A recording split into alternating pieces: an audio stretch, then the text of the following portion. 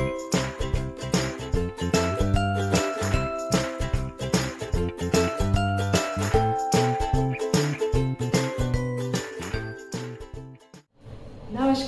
And welcome to my channel fitness unlimited. आज का special episode मैं अपने एक व्यूअर मिसेस स्मिथ अर्चना के रिक्वेस्ट पे बना रही हूँ और आज मैं आप लोगों के साथ थायराइड एंड उसके इश्यूज के बारे में डिस्कस करने वाली हूँ। तो थायराइड जो है आजकल बहुत ही कॉमन प्रॉब्लम हो गया है। Almost 1 out of 8 person thyroid से अफेक्टेड है। थायराइड मेनली फीमेल्स को होता है। उनका जो फीमेल हार्मोन होता है वो थायराइड हार्मोन के साथ मिक्स होकर इंटरफेयर करता है, जिसकी वजह से थायराइड इश्यूज डेवलप होते हैं। खासकर वो फीमेल जो कि मेंस्ट्रुअल साइकिल का होने वाला है या फिर मेनोपॉजल फीमेल की तरह, तो क्योंकि उस समय हार्मोन इम्बैलेंस हो जाता है, जिसकी वजह से वो थायराइड के साथ इंटरफेयर करके उसको डिस्टर्ब करता है। हार्मोन थायराइड ग्लैंड जो है यूजुअली वो नेक के लोअर रीजन में होता है। एडम्स एप्पल के जस्ट नीचे ईस्ट का लोकेशन होता है उसका। वो बटरफ्लाई शेप का होता है और वो विंड पाइप से अटैच्ड होता है। ये mainly T3 and T4 hormone secrete करता है, जो कि हार्मोन है हमारे मेटाबॉलिक एक्टिविटी को रेगुलेट करने में हेल्प करता है। साथ ही पिट्यूटरी ग्लैंड है वो TSH सिक्रीट करता है, जो कि थायराइड हार्मोन के इक्विलिब्रियम को मेंटेन करने में हेल्प करता है। किसी को थायराइड है तो क्या क्या सिम्टम्स हो सकते हैं? फैटिग हो सकता है, इंक्रीज सेंसिटिविटी ऑफ कोल्ड हो सकता है, वेट लॉस या वेट गेन हो सकता है, या फिर कॉन्स्टिपेशन हो सकता है, ड्राई स्किन हो सकता है, पफी फेस हो सकता है और साथ ही मसल वीकनेस भी हो सकता है। साथ ही थायराइड जिसके बनाए 2 प्रकार के होते हैं, hyper and hypo. Hyper means ज्यादा मीन्स कि T4 जो है वो ज्यादा सिक्रीट होंगे और जिसकी वजह से वेट लॉस होगा और हार्ट रेट जो है इरेगुलर या बहुत ज्यादा हो जाएगा। और हाइपो मीन्स कम, यानी T4 एंड T3 का सिक्रेशन का लोअर डाउन होना, यानी कि वो हार्मोन्स कम सिक्रीट होंगे, जिसकी वजह से मैंने सिम्टम्स इसमें वेट गेन होगा या फैटिग होगा। अभी जब मैंने सिम्टम्स बताया वो सारे आपको फील होंगे। डॉक्टर के असिस्टेंट की जरूरत होती है। प्रॉपर ब्लड टेस्ट से डिटेक्ट होता है और लीवोथायरोक्सिन प्रिस्क्राइब किया जाता है, लेकिन वो आप डॉक्टर के असिस्टेंट से ही लें। और अगर आपको ये सारे सिम्टम्स फील हो रहे हैं तो आप जाकर डॉक्टर से कंसल्ट करें और आप डिटेक्ट करें कि आपको है या नहीं है, या है तो कितना है और डोजेस किस अमाउंट में ले रहे हैं। अब आता है कि मिनरल्स, कौन से मिनरल्स इंपॉर्टेंट होते हैं थायराइड को मेंटेन करने के लिए। तो मिनरल्स हैं, आयोडीन है, सेलेनियम है, जिंक है, आयरन है, कॉपर है, मैंगनीज है, मैग्नीशियम है। ये सारे मिनरल्स बहुत ज़रूरी होते हैं थायराइड के प्रॉपर फंक्शनिंग के लिए। कि अब क्या खाएं जिससे कि थायराइड लेवल को मेंटेन करने में सुविधा हो। तो सबसे पहले जो आयोडीन होता है वो बेसिक न्यूट्रिएंट होता है थायराइड के लिए। तो आयोडीन रिच फूड खाएं या फिर आयोडाइज सॉल्ट खाएं। और आयोडीन बच्चों को खासकर आयोडीन देना बहुत ज़रूरी है, क्योंकि जो भी इन्फेंट या बच्चे होते हैं उनको ब्रेन डेवलपमेंट के लिए आयोडीन की बहुत ज़्यादा ज़रूरत होती है। तो आयोडाइज्ड नमक ज़रूर खाएं और बच्चों को भी खिलाएं। साथ ही ब्राज़िल नट या सनफ्लावर सीड्स होते हैं, ये दोनों सेलेनियम रिच होते हैं, तो आप इनका इंटेक कर सकते हैं। उसके बाद चिकन जो होता है, चिकन ये ओवरलोडेड विद जिंक होता है, तो आप चिकन भी खा सकते हैं।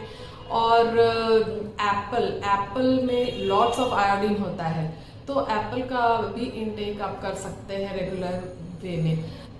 सैराडन फिश या फ्लैक्सीड, ये ओमेगा 3 फैटी एसिड से रिच होते हैं, तो इससे आपका हार्ट हेल्थ अच्छा होता है। साथ ही इसमें आयरन होता है फ्लैक्सीड में, जो कि आपके ऑक्सीजन, बॉडी के ऑक्सीजन सैचुरेशन को मेंटेन रखता है, जिससे कि आपका बॉडी प्रॉपरली ऑक्सीजनेटेड रहता है। और लो फैट योगर्ट भी आप ले सकते हैं, क्योंकि वो विटामिन डी और आयोडीन रिच होते हैं, जो कि थायराइड पेशेंट्स को बहुत ही फायदा करते हैं।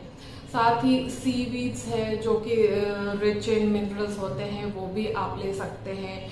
और एग जो होता है वो एक कंप्लीट थायराइड पैकेज होता है, यानी वो सारे मिनरल, सारे विटामिन, सब कुछ मौजूद होते हैं एग में।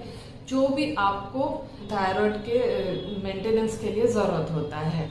साथ ही कौन से फूड्स अवॉइड करना चाहिए खाने के लिए। सोया रिच फूड जो होते हैं वो अवॉइड करना चाहिए खाने के लिए, क्योंकि सोया रिच फूड जो होते हैं वो थायरॉक्सिन के साथ इंटरफेयर करके बहुत ही नेगेटिव इफेक्ट डालते हैं, तो इसलिए हमें वो अवॉइड करना चाहिए। साथ ही क्रूसीफेरस वेजिटेबल्स जो होते हैं, जैसे कि आपको कैबेज हुआ, कॉलीफ्लावर हुआ, ब्रोकली हुआ, टर्निप हुआ, ये थायरॉक्सिन के हार्मोन के प्रोडक्शन को इंटरफेयर करता है।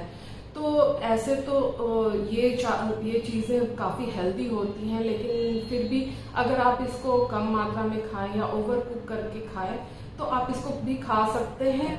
उसके बाद आता है शुगरी फूड भी अवॉइड करना चाहिए खाने के लिए। फैटी फूड्स भी, ज़्यादा फैटी फूड्स नहीं खाना चाहिए, क्योंकि फैट्स जो होते हैं वो थायराइड हार्मोन के एब्जॉर्प्शन में डिस्टर्ब करते हैं, इसलिए फैटी फूड भी अवॉइड करना चाहिए। साथ ही प्रोसेस्ड या फ्रोजन फूड को भी अवॉइड करना चाहिए, क्योंकि प्रोसेस्ड फूड क्या होता है कि उसमें सोडियम बहुत ज़्यादा होते हैं, तो सोडियम लेवल राइज करने का चांसेस रहता है, जिससे हार्ट इश्यूज हो सकते हैं, और साथ ही थायराइड के साथ भी ये इंटरफेयर करते हैं। उसके बाद आता है कॉफ़ी बिल्कुल ही अवॉइड करना चाहिए। कॉफ़ी जो है वो हार्मोन के प्रोडक्शन को ही ब्लॉक कर देता है, इसीलिए कॉफ़ी नहीं पीना चाहिए।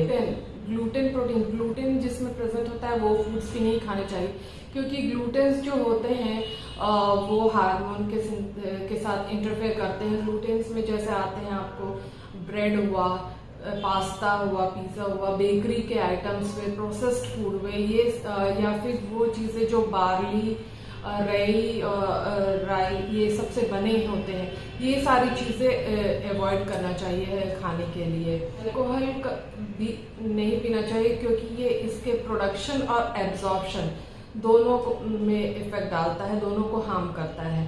तो ये सारी चीज़ें हैं जो खाने में अवॉइड करना चाहिए। थायराइड जो है वो ट्रीटेबल है, वो कम्प्लीटली ट्रीटेबल है, लेकिन जो भी आप ट्रीटमेंट लें डॉक्टर्स की सलाह से लें, लेकिन ये क्योर नहीं होता है। अगर एक बार आपको थायराइड हो गया तो आपको लाइफ लॉन्ग मेडिसिन खानी पड़ती है, और साथ ही ये सारी चीज़ों का, इन सारी चीज़ों को जो मैंने बताया खाने के लिए, वो ध्यान रखें तो आप मेंटेन रख सकते हैं। साथ ही एक्सरसाइज भी बहुत ज़रूरी है। एक्सरसाइज जो है वो डायरेक्टली तो इफेक्ट नहीं करता है थायराइड पेशेंट्स को, बट वो एक्सरसाइज जो है वो उसको सपोर्ट करता है थायराइड को मेंटेनेंस के लिए। इन सभी बातों का अगर आप ध्यान रखेंगे तो आप अपने थायराइड इश्यूज को बहुत ही आसानी से कोप कर पाएंगे और मेंटेन कर पाएंगे। साथ ही एक बात कहना चाहिए, एक बहुत मिथ है कि अगर आपको हाइपोथायराइडिज्म हो गया है तो आपका वेट गेन बढ़ेगा। ये एक मिथ है। अगर आप इन सारी चीज़ों को फॉलो करेंगे, आप प्रॉपरली डाइट और अपने एक्सरसाइज और मेडिसिन रेगुलर होंगे तो आपको कभी नहीं होगा। साथ ही होता है कि थायराइड अगर जो भी मेडिकेशन पे है तो कोशिश करें कि थायराइड मेडिसिन खाली पेट लें, और अगर आप कुछ सप्लीमेंट्स ले रहे हैं जैसे आयरन या कैल्शियम, तो इन सारी चीज़ों को लेने के लिए थायराइड मेडिसिन से अच्छा खासा गैप रखें, क्योंकि ये इंटरफेयर करते हैं एब्जॉर्प्शन में जो सप्लीमेंट्स होते हैं इसके साथ। तो अगर आपको आयरन कैल्शियम रिकमेंडेड है तो आप बीच का अच्छा खासा गैप रखें, और मेडिसिन लेने के बाद भी, खाली पेट में लेने के बाद भी काफ़ी देर तक कुछ ना खाएं, जिससे कि उसका प्रॉपर एब्जॉर्प्शन हो। तो ये भी बहुत चीज़ इंपॉर्टेंट है कि कब खाना है दवा और उस चीज़ को कैसे मेंटेन करना है। तो इन सारी चीज़ों का आप ध्यान रखेंगे तो आपका ना वेट गेन होगा, आप हेल्दी लाइफ के साथ, मेडिकेशन के साथ भी आप एक हेल्दी लाइफस्टाइल जी पाएंगे। आज के लिए बस इतना ही। तो नेक्स्ट एपिसोड में मैं फिर कुछ नए टॉपिक के साथ फिर आने वाली हूँ। तब तक के लिए stay healthy and stay strong. नमस्कार।